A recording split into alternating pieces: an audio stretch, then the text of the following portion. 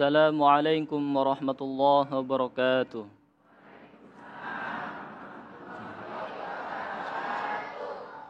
أعوذ بالله من الشيطان الرجيم. بسم الله الرحمن الرحيم. وليخشى الذي لو تركوا من خلفهم ذرية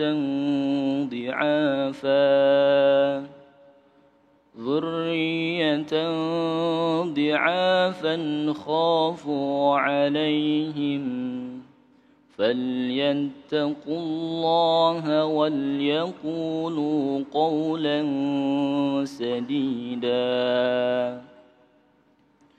إن الذين يأكلون أموال اليتامى ظلما إنما يأكلون في بطونهم نارا وسيصلون سعيرا. صدق الله العظيم. Assalamualaikum warahmatullahi wabarakatuh. Assalamualaikum warahmatullahi wabarakatuh. Alhamdulillahirabbil alamin. Allahumma shalli ala sayyidina Muhammad wa ala ali sayyidina Muhammad. Puji syukur kepada Allah yang kembali mempertemukan kita masih dalam perjalanan Majelis Ilmu Damai Indonesiaku spesial bulan suci Ramadan yang tanpa terasa kita memasuki di pertengahan perjalanan kita. Bagaimanakah, masih semangat semua Bapak dan Ibu? Masya Allah, saya menyaksikan wajah-wajah calon penghuni surga di sini. Amin. Nah, dalam kesempatan kali ini kita bersiaran kembali dari Masjid Az-Zuriyah BKKBN, Jalan SD Impres Kebonpala, Kecamatan Makassar, Jakarta Timur. Dan alhamdulillah telah hadir bersama-sama guru-guru yang kita cintai, yang kali ini akan membahas satu tema yang sangat menarik sekali berkaitan dengan berkualitas keluargaku, damai bangsaku. Telah hadir bersama kita Kiai Haji Khalil Nafis, Ustadz Asmar Lambo, dan Dr. Andes Sukaryo Teguh Santoso. Beliau adalah Deputi Bidang Advokasi Pergerakan dan Informasi BKKBN, yang insya Allah nanti kita juga akan berbincang-bincang dengan beliau perlunya untuk mengetahui bagaimanakah membangun keluarga yang berkualitas. Tentunya masih bersama kami Damai Indonesiaku spesial bulan suci Ramadan yang dipersembahkan oleh Sarung Wadimor, tentu sarung kita. Selamat mengikuti. Silakan.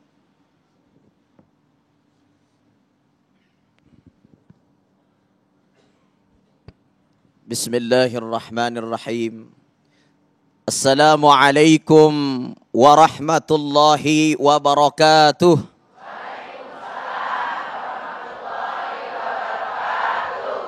Alhamdulillahilladzi khalaqa kulla syai'in min Adam fa Adam wa khalaqa kulla syai'in min nafsin wahidah.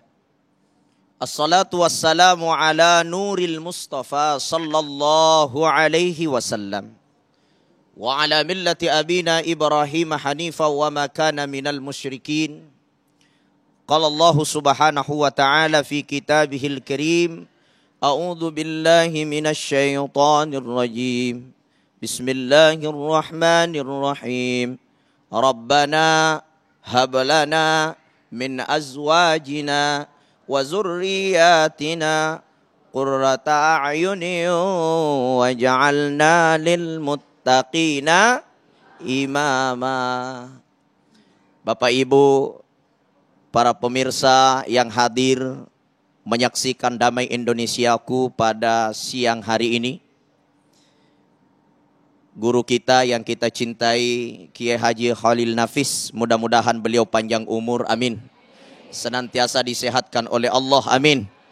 Dan senantiasa menjadi suluh kebaikan untuk kita semua, amin ya Rabbal. Ibu-ibu yang cantik-cantik, berwarna-warni, Masya Allah. Ada putih, merah, kuning, hijau. Mudah-mudahan semua sudah lunas semua jilbabnya. Bu, pasti semua yang hadir menginginkan keluarga yang berkualitas. Bapak-bapak semua yang hadir menginginkan istri yang baik, betul? Istri-istri yang baik menginginkan suami yang soleh, betul? Nah, tidak ada jalan untuk mendapatkan suami yang baik, tidak ada jalan untuk mendapatkan istri yang baik, kecuali kita mengikuti tuntunan yang telah dibawa oleh Rasulullah sallallahu alaihi wasallam. Tidak ada jalan yang bisa kita tempuh kecuali kita mengikuti apa yang telah menjadi petunjuk bagi kita, yang turun langsung dari pencipta kita, yaitu Allah Subhanahu wa ta'ala. Maka apa solusinya? Agar kita bisa mendapatkan keluarga yang berkualitas, mendapatkan keluarga yang sakinah, mendapatkan keluarga yang bahagia, mendapatkan keluarga yang mendapatkan kesenangan, kenikmatan, keberuntungan di dunia, dan juga akan mendapatkan keselamatan di dalam surganya Allah Subhanahu wa ta'ala. Maka solusinya yang pertama adalah menanamkan nilai-nilai agama Islam di dalam keluarga kita. Itu kunci yang pertama. Bagaimana istri kita taat kepada Allah, bagaimana suami taat kepada Allah, maka kita harus menanamkan nilai-nilai agama di dalam keluarga kita. Makanya Rasulullah sallallahu alaihi wasallam katakan, "May yuridillahu bihi khairan yufaqihu fiddin." Siapa yang Allah kehendaki bahagia, selamat, tentram, maka Allah tanamkan agama di hatinya. Maka Bapak didik anak-anak kita dalam agama. Ajarkan agama. Mulai dari mana? Mulai yang kecil-kecil, tapi hakikatnya itulah yang paling inti dalam Islam. Apa itu? Bangunkan anak kita dengan sholat. Jangan bangunkan anak hanya perkara dunia saja. Bangun nak, bangun nak. Itu ayam belum makan. Bangun nak, bangun, bangun. Apa? Itu mobil belum dicuci. Bangun, bangun, pergi sekolah. Enggak pernah bangunkan anaknya. Nah, bangun sholat subuh. Anak tumbuh dewasa. Kemudian lama-kelamaan orang tua sudah sakit. Orang tua terbaring dalam keadaan sakit. Anak-anaknya datang semua. Anak pertama, anak kedua, anak ketiga. Berkumpul. Melihat orang tua yang sudah sakit semakin hari, semakin tua, semakin sakit. Maka anaknya mulai pada berpikir. Anak pertama mengatakan, sono bapak sudah sakit. Kenapa? Rumah saya punya. Anak kedua bilang, oke, ambil kau itu punya rumah. Tapi saya yang punya tanahnya. Anak ketiga bilang, kau ambil tanah, kau ambil rumah. Semua empang aset saya punya. Anak bertengkar dengan harta orang tua. Orang tua sedang sakit, tidak ada anaknya satupun yang mengurus. Na'udzubillahi min zalik. Kenapa? Karena orang tua sendiri tidak pernah membangunkan anaknya dengan sholat. Tidak pernah membangunkan nilai-nilai agama terhadap anaknya. Sehingga anak ini tumbuh dengan perkara dunia. Karena dia hanya dibangunkan sejak kecil hanya dengan perkara dunia. Maka harus menanamkan nilai-nilai ukhrawi. Bangunkan sholatnya. Bangunkan ibadah. Bangunkan untuk taqarrub ilallah. Anak-anak kita nanti dia akan tumbuh menjadi orang-orang yang soleh. Itu inti pertama. Istri juga begitu. Dibangunkan ibadah. Tapi kan ibu-ibu di sini saya lihat semua sudah rajin ibadah. Cuma sepertinya juga rajin ngomel. Kenapa ketawa bu? Betul pak ya? Nah, itu betulnya besar-besar semua. Kenapa? Membayangkan istrinya. Bapak Ibu dimuliakan Allah, pemirsa Damai Indonesiaku TV One. Konsep pertama, kita harus menanamkan nilai agama dalam keluarga kita. Yang kedua, kita harus menjaga anak-anak kita, menjaga keluarga kita dari api neraka. Ku anfusakum wa ahlikum nar. Jaga keluarga dari api neraka. Bagaimana caranya? Mulai dari bagaimana kita membangunkan perutnya, membangunkan makanannya, bagaimana kita mengisi perutnya, mengisi otaknya. Semua harus bersumber dari hal-hal yang dihalalkan oleh Allah Subhanahu wa ta'ala. Jangan sampai penghasilan kita dari tanda tangan palsu.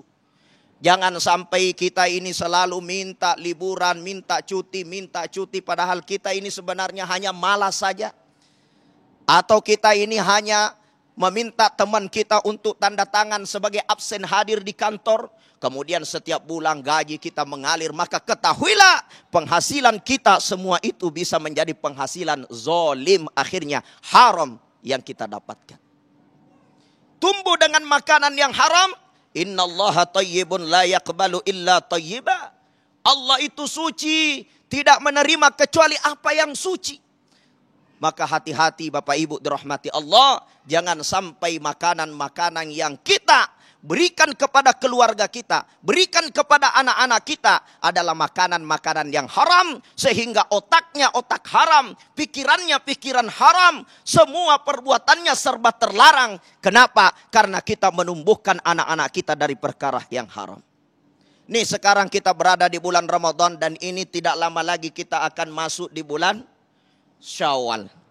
Nantinya sesudah Lebaran, banyak dari kaum muslimin membangunkan anak-anaknya menjadi anak-anak peminta-minta. Ini jangan bu. Tiba-tiba datang omnya, nak minta sama om. Om itu sudah kaya itu, minta. Ampau. Huh? Itu mah melatih anak kita jadi pengemis. Betul tidak? Jangan melatih anak kita minta bu. Seharusnya kita yang menyediakan amplop, kemudian kasih anak kita, suruh bagi-bagi ke anak yatim. Itu melatih anak-anak kita menjadi orang yang rajin sedekah. Bukan malah melatih anak kita, itu rumah itu kau naiki, rumah itu kau naiki, ommu kau naiki, tantemu kau naiki, minta ampaunya semua. Mereka sudah kaya semua. Itu mah melatih anak kita jadi pengemis. Islam mengajarkan bagaimana kita menjadi al-yadul ulya khairum minal yadis sufla. Tangan di atas lebih baik daripada tangan di bawah. Maka untuk melahirkan keluarga berkualitas harus memberikan contoh kepada anak kita agar dia menjadi orang yang rajin memberi, bukan menjadi peminta-minta. Betul tidak? Iya. Kemudian yang ketiga, bagaimana agar keluarga kita menjadi keluarga berkualitas, keluarga yang senantiasa mendapatkan rahmat dan ridhonya Allah Subhanahu wa taala. Maka kita harus menjadikan keluarga kita damai dan tentram. Itulah perintah Al-Quran. Wa min ayatihi an khalaqalakum min anfusikum azwaja litaskunu ilaiha wa ja'ala bainakum mawaddatan wa rahmah. Salah satu tanda kekuasaan Allah menciptakan kita berpasang-pasangan. Ada laki, ada perempuan. Kemudian setelah itu terbangun keluarga. Tidak ada tujuannya kecuali sakinah, mendapatkan ketenangan, mawaddah warahmah, kasih sayang di antara keluarga. Ketika kasih sayang ini mampu kita terapkan, menciptakan kedamaian dalam keluarga kita. Setiap istri mampu mendamaikan hati suaminya. Setiap suami mampu menjadikan istrinya tenang. Maka insya Allah itulah keluarga yang damai, ideal, tentram. Dan tentunya akan melahirkan keturunan-keturunan yang menyelamatkan orang tuanya dunia wal akhirat insya Allah. Saya kira itu yang saya sampaikan. Assalamualaikum warahmatullahi wabarakatuh. Waalaikumsalam warahmatullahi wabarakatuh. Terima kasih Ustadz Azlam yang kembali mengingatkan betapa ternyata kita harus berpikir secara serius. Dan jangan pernah bermain-main di dunia ini. Bahwa di dunia ini kita memiliki tugas yang amat berat. Bukan saja menciptakan anak-anak kita sukses di dunia saja, tetapi di akhirat. Bagaimanakah kita menciptakan generasi-generasi yang terus mendirikan solat. Rabbij'alni muqimas solati wa min dzurriyyati Rabbana wa taqabbal doa. Semua itu adalah produk dari orang tua masing-masing. Kita yang hadir di sini adalah produk dari generasi sebelumnya. Lantas bagaimanakah sesungguhnya peran orang tua dalam menciptakan anak-anak yang berkualitas? Kiai Haji Khalid Nafis akan menyampaikannya selepas pesan-pesan berikut ini. Tetaplah bersama kami Damai Indonesiaku yang dipersembahkan oleh Sarung Wadimor. Tentu sarung kita.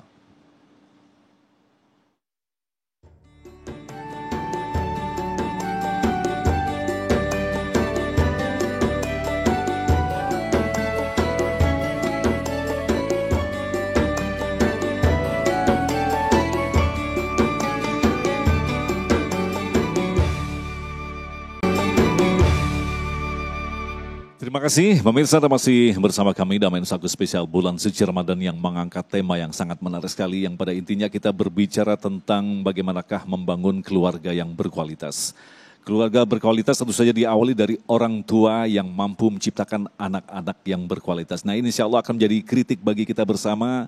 Sesungguhnya bagaimanakah dengan kita? Apakah selama ini kita termasuk orang yang benar-benar kuat dalam membangun keluarga yang kuat? Kiai Khalil akan menjawabnya, silakan Kiai. Assalamualaikum warahmatullahi wabarakatuh.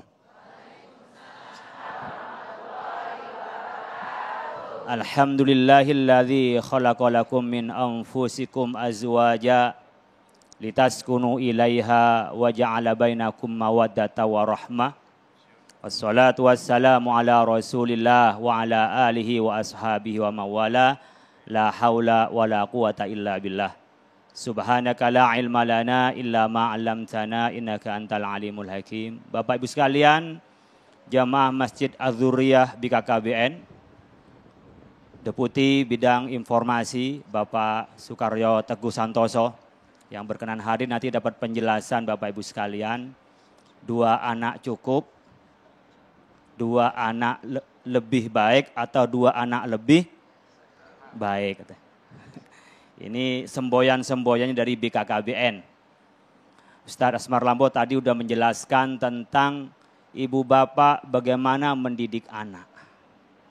Ibu pengen anaknya orang hebat apa enggak? Pengen enggak? Bapak-bapak pengen anaknya hebat apa enggak? Saya tanya, bapaknya hebat apa enggak? Ibunya hebat apa enggak? Kita disebutkan di dalam Al-Quran, ya, nisa'ukum harasul lakum fa'tu harasakum anna syi'tum.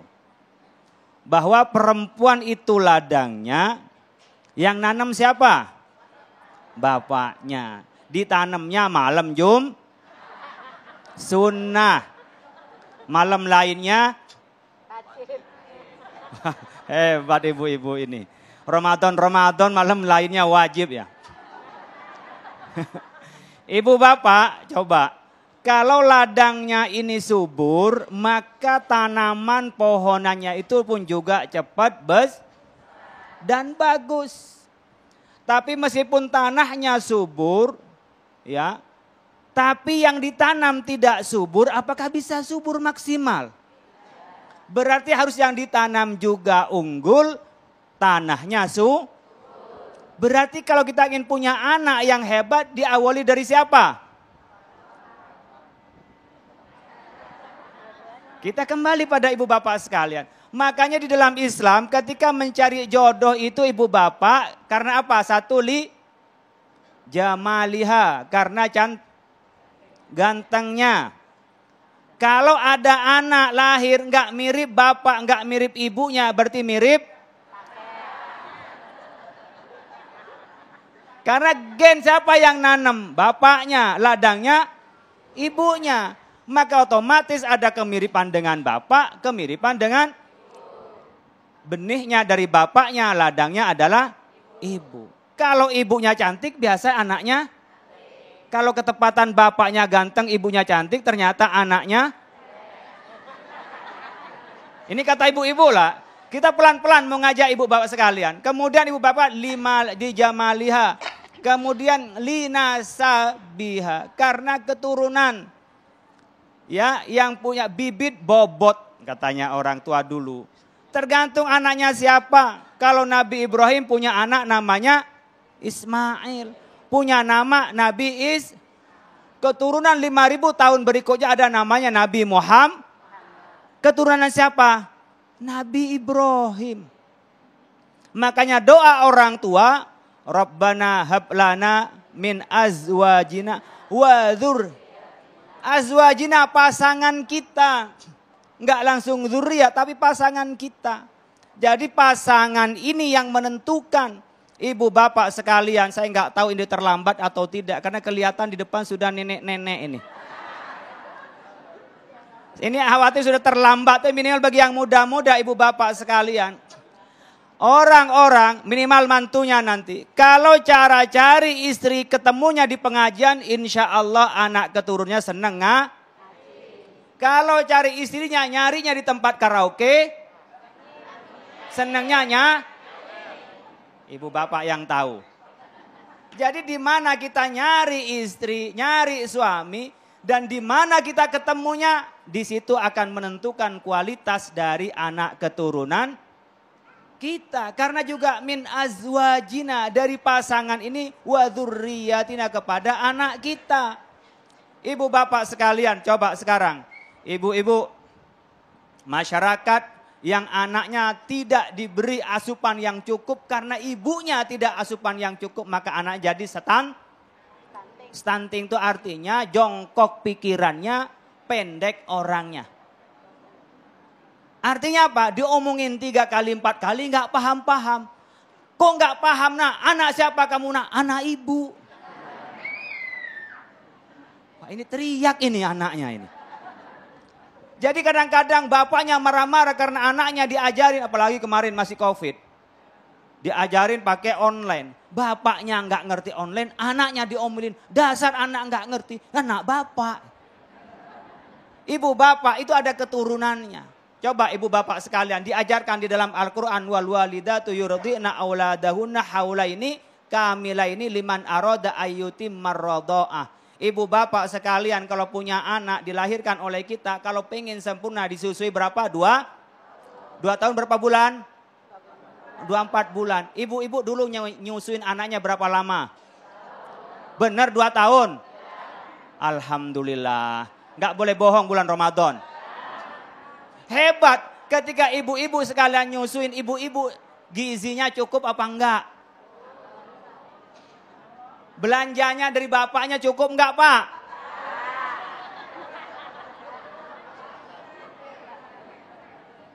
Orang kadang-kadang, wah kita biar cantik Pak tergantung dandanannya. Bukan tergantung dananya. Enggak ada dananya enggak bisa dandan Bapak Ibu sekalian. Bukan hanya dari sononya, tapi juga dari dananya. Begitu juga persoalan gizi kepada ibu-ibu sekalian. Nyusu Pak. Tetapi apakah ibunya asupan gizinya sudah cukup atau tidak? Oh kalau mau cerdas mau gitu terserah pada Allah Pak. Allah yang maha tahu. Tapi Allah sudah likulli syai'in sababa fa'atba'a sababa. Semua ada sebab akibatnya yang Allah berikan kepada kita. Oleh karena itu Pak Ibu sekalian, kita untuk menjadikan sebuah keluarga yang kuat diawali. Keluarga itu siapa? Suami, istri, itu keluarga. Kalau mau ditambah adalah anak. Anak hasil siapa?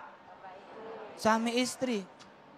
Kalau ada orang punya anak, nggak punya suami, nggak punya istri, cloning dia. Tidak dibenarkan dalam Islam. Di Islam itu proses keturunan harus melalui pernikahan. Makanya ketika di barat di sana, mohon maaf, benih laki-laki dijual, benih laki diberikan. Orang lahir tanpa ada bapak, tanpa ada siapa ya dia walinya. Itu tidak dibenarkan dalam Islam. Islam memuliakan melalui namanya lembaga pernikahan. Mengajarkan kita disuruh nyusuin. Kenapa? Ternyata di dalam susu itu mengandung sebuah kekuatan. Bahkan kalau pengen kuat anak kita, itu namanya al-luba. Kolostrum. Kolostrum itu ketika anak lahir Bapak Ibu sekalian, langsung disusuin oleh ibunya. Yang keluar sehari pertama dan 2 hari, 3 hari itu adalah namanya kolostrum. Anak jadi kuat. Orang-orang sekarang enggak, kenapa enggak nyusuin? Takut ini Pak, enggak cakep lagi. Ini takut ngelerbet katanya. Takut kendor. Padahal ibu bapak sekalian dengan kehendak Allah, perempuan hamil menyusui itu sehat. Katanya dalam penelitian orang perempuan yang enggak menyusui itu bisa mengakibatkan penyakit kanker. Nanti Pak Teguh ngasih tahu itu. Ini saya cuma dengar-dengar saja. Hasil penelitian membuat dia kena penyakit kanker. Tapi ketika dia menyusui, anaknya jadi kuat, ibunya juga jadi sehat. Ini baru soal fisiknya. Lalu transfer karakter ibu kepada anak, kasih sayang ibu pada anak mudah diatur, anak mudah ikut pada perintah Allah, dan anak menjadi dzurriyyah itu adalah qurrata a'yun. menjadi permata dalam hidup kita. Bukan aduul lakum, bukan menjadi musuh bagi kedua orang tuanya. Terima kasih Kiai Haji Khalil Nafis yang kembali memaparkan kepada kita betapa pentingnya kita memahami bahwa ketika kita ingin melahirkan generasi yang berkualitas, ternyata dimulai dari orang tua yang berkualitas. Orang tua berkualitas adalah jangan salah pilih. Bagaimanakah pasangan kita nanti. Dan insya Allah itulah tadi yang insya Allah nanti di segmen selanjutnya kita akan berbincang-bincang yaitu dengan Bapak Sukaryo Teguh Santoso yaitu berkaitan dengan Deputi Bidang Advokasi Pergerakan dan Informasi BKKBN. Kita akan mengetahui lebih banyak lagi tentang banyak kasus, salah satunya adalah masalah stunting dan lain sebagainya. Insya Allah kita akan berbincang-bincang selepas pesan-pesan berikut ini. Damai Indonesiaku.